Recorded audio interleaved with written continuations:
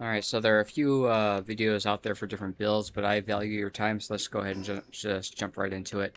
So I'll have a few segments for this. The first is the quick overview of the build. The second is the bugs and the issues that you're going to encounter. And the third is just the more detailed explanation of the build itself. So you're going to want to have the mechanical bow, the drone launcher. The armor is going to, or the accessories are going to be the Wandering Merchant Charm, Phantom Ring, Dojin Emblem, and Warsec Terra's belt. The armor, you're just basically going to want to have any ancient armor. I would recommend having all three of them, but or four of them, depending on the schematics that you have unlocked. But try to get the legendary variants of at least the cold and the heat-resistant ones. And then also get your hands on the ancient shield. You will also want to have the Mozzarella cheeseburger on hand because it gives you an additional 20% damage. And for your party, you're going to want to have Sylvagius, Celine, Robin Quill Terra, Robin Quill, and Venworm Christ. All of them at rank 4. I currently have Venworm Christ at rank 1. I've been able to do just fine with him. But I would highly recommend getting all of them to rank 4. And with that, that's all you need to know. Don't bring any of your pals out, especially in multiplayer. They'll go down way too quickly. And that's it, guys. Good luck to you. Alright, so now that we've gone over the build itself, let's go into the issues that you're going to encounter. So right now there are two bosses that, well, one of them can't be beat. One of them is very difficult to beat, and then there are just two major bugs that you need to be concerned about if you're playing on multiplayer. I don't know if this is affected on single player. I don't play single player because I prefer to play with people. But if this is not an issue on single player, please let me know in the comment section. I'd love to know. But on multiplayer, depending on how populated your server is, if you go to join any tower fight, let's use Zoe here as an example, her health is a little over 500,000 if you're going in on your own. But if you are going in against her and you see that she has double that amount of health, chances are it's bugged out and she has been scaled for 2 or more players. The maximum amount of health that she can get with 4 players in the match is it's around let's see, around 2 million, I think, in total. It might be 4 million. It's been a while since I've played with other people, but well, played with other people in that dungeon. But basically, if she has more than 600,000 health, she's bugged out for you, and you'll need to reset and come back either after server reset or at a time where there are less players on your server. The other major bug, and this is the more significant bug that's affecting the game, is on multiplayer, your pals are currently doing 80% less damage than they should be doing. And I think, this is just from my observations, I don't know if this is fact or not, but I think they're also taking 80% more damage. And the reason why I say that is because typically you would think that if you take a rock type up against an electric type, they should be able to defeat the electric type no problem. But instead, I brought this character, this pal right here, rank 4, fully condensed. I have all of their IVs up to 100, so they were as maxed out as I could possibly get them. And they went down in one shot to Grisbolt's lightning attack. A lightning pal defeated a ground pal with one shot with a lightning attack. So on hard mode, bringing out your pal right now is stupid. They will die very quickly, and you want to make sure that you're getting as much personal player damage as possible, which really sucks in a game that's all about having pals at your side who fight with you and basically help you complete these major challenges. But it is what it is in the current iteration of the game. I hope that they can address this soon. But yes, right now in multiplayer, your pals are doing 80% less damage than they should be doing, and they seem to be taking more damage than they should be taking. So when you go into these hard mode bosses, make sure that you're planning for giving yourself as much personal damage synergy pals as possible. And that's why I brought these guys along. So this character will give you more protection, and the rest of these guys will give you more damage output. Now I said that there are some challenges that you'll need to face outside of the bugs themselves. So the first challenge is this guy right here. There's a bug or a glitch or whatever the case may be where he will go invisible and become invincible around halfway through the fight, or when you get him down to either 3/4 or half of his health, and then he'll just stay invisible. Since you have about 5 minutes to kill these guys, him going invisible and then just staying invisible for an indefinite period of time, it means that every time you go to face this guy, it's essentially a gamble. I still haven't beaten him yet, mostly because I just got bored and decided not to bother with him. But just keep in mind that currently he tends to glitch out, go invisible, become invincible. You'll even see your drone launcher, a drone needle thingies flying around where he's supposed to be, and they just don't do anything.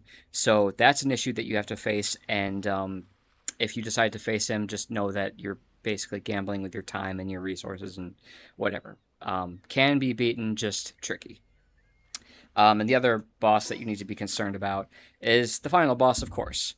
The final boss, if you go into it on by yourself on a multiplayer server, they will have 5 million health.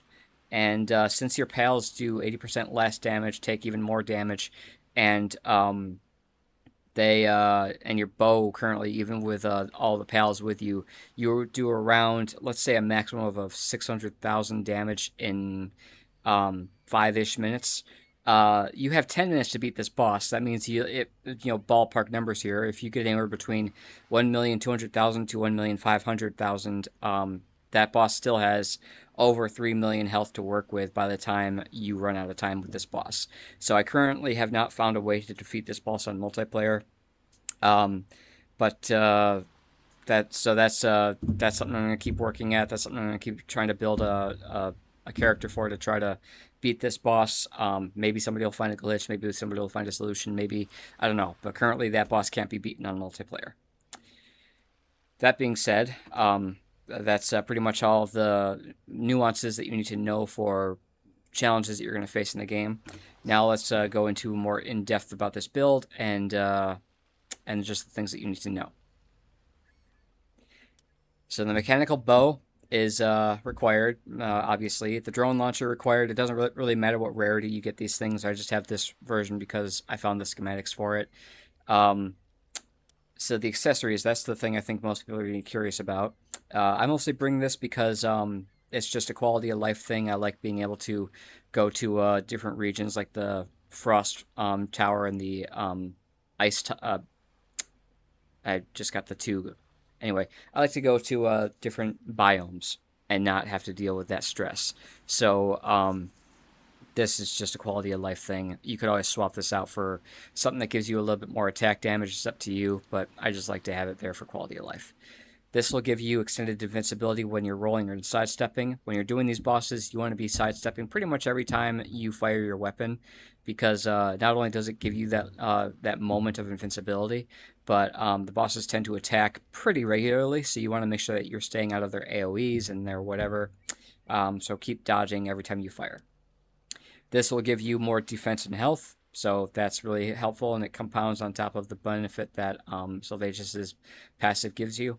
And the Dojin emblem increases the amount of attack damage that you have. It also increases your pals' damage, but again, since they're not really doing any damage on their own right now, it's not worthwhile to have them along. So just use this for yourself. Again, eat the cheeseburger before you go into battle. That 20% extra damage is really beneficial. You will notice it.